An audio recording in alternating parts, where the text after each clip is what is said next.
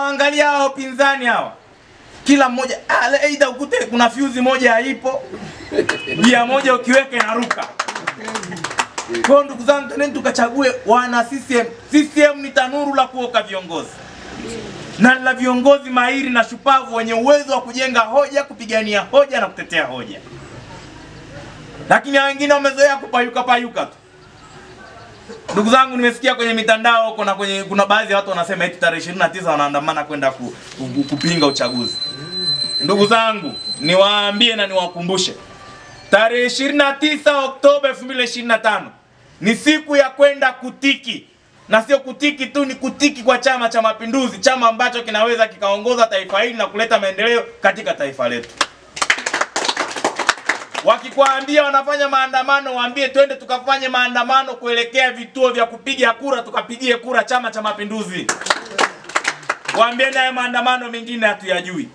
Na niwahakikishie, asiwaogopeshe mtu na kuatisha mkaogopa kwenda kupiga kura.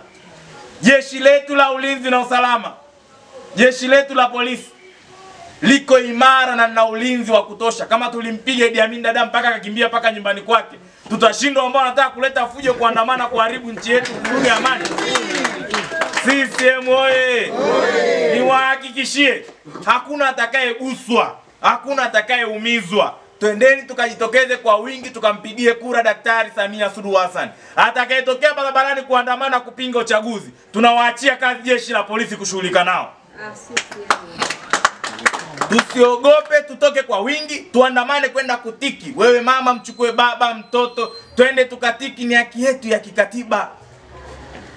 Twendeni tukapige kura tarehe 29 Oktoba. Mtu anakuambia naandamana, sasa unaandamana eti kusichaguliwe viongozi. Nani akuongoze?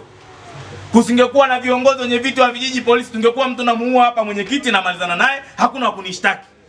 Kuna mtu angenichukulia hatua? Si hamna kiongozi yoyote. Sasa wewe unasemaje kwamba eti tuandamane eti kusiwe na viongozi? Lengo lao ni vurugu, fujo, vita. Nyinyi mashuhuda mmeona kwa nchi zetu za jirani. Watu walivyokuwa, wa mama, wa baba, wa bibi wanalawitiwa, wanabakwa, wanavunja nyumba, wanaharibu kila aina ya vitu. Kwa sababu tu eti ya uchaguzi. Eti watu wanaandamana.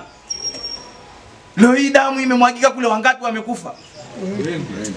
Wamekufa watu wengi. Wewe umekaa nyumbani unaambia mtoto wako yuko mjini ameuawa. Leo baba yako, mume wako nani ameuawa. Machungu ni wangapi wanaumia? Wanaumia watu wengi. Muasisi wa taifa letu hayati Mwalimu Julius Kambarage Nyerere alisema taifa letu halitaka limwage damu.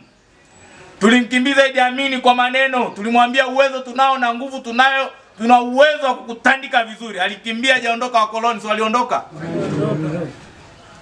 Kwa hiyo taifa letu tumelipata kwa kupitia njia ya amani. Hatukutumia mtutu wa bunduki. Na sisi tuendeleze amani yetu ya nchi letu, tuiombe nchi yetu, tukashiriki kikatiba kupiga kura, hakuna atakayetutishia. Na naamini tutashinda kwa kishindo kikubwa. CCM hoye! Rais wetu Daktari Samia Suluhu Hassan ni chaguo la maendeleo, ni chaguo la mshikamano, na ni chaguo